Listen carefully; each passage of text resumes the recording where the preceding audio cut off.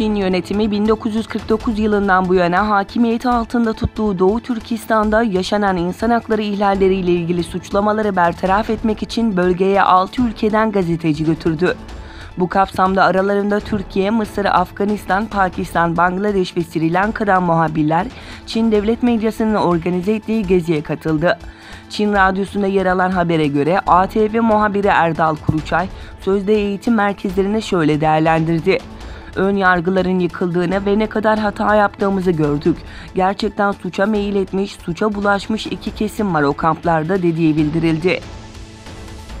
Çin'in tiyatro ve göz boyamalarına kanan gazetecilere tepki gösteren Etik Başkanı Abdülcelil Karakaş, yıllardır yapılan zulüm yetmezmiş gibi bu uygulamayı yapan Çin devleti şimdi dünyayı kandırmaya çalışmaktadır.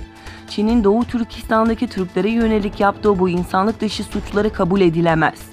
Çin devletinin bu uygulamaları yeryüzündeki huzur ve barış ortamını da yok etmektedir. Adaletin, huzurun ve barışın olmadığı bir dünya düşünülemez ve yaşanılamaz dedi.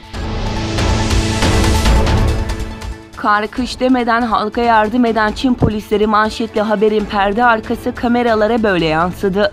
Kendi halkını ezen ve zulmeden öte yandan Doğu Türkistan'da milyonlarca kişiyi hapseden Çin hükümeti yalandan kar yağdırarak kendi halkını aldattığı görüntüler ortaya çıktı. Kırgızistan'da bir grup ülkede artan Çin etkisinin engellenmesi için eylem yaptı. Ülkede Çin etkisinin arttığını ileri süren göstericiler Kırgızistan'ın Çin'e olan ekonomik bağlılığının giderek arttığını söyledi.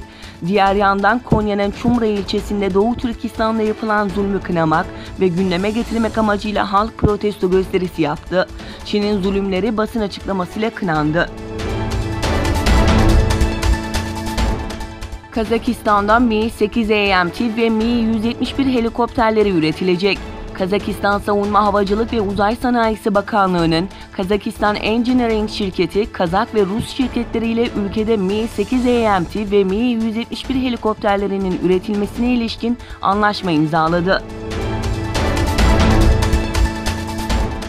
Rusya Dışişleri Bakanlığı, ABD'nin Rusya'nın Afganistan politikasını itibarsızlaştırmaya yönelik çalışmaları ile ilgili rapor yayınladı. Bakanlık raporda ABD'nin DAEŞ militanları ile bağlantıları olduğuna dair kanıtları olduğunu bildirdi. Bakanlık yayınladığı raporda ABD'nin DAEŞ militanlarının Suriye ve Irak'tan Afganistan'a gönderilmesine dahil olması üzerine Rusya'yı terör örgütüne yardım etmekle suçlamaya hazırlandığını belirtti.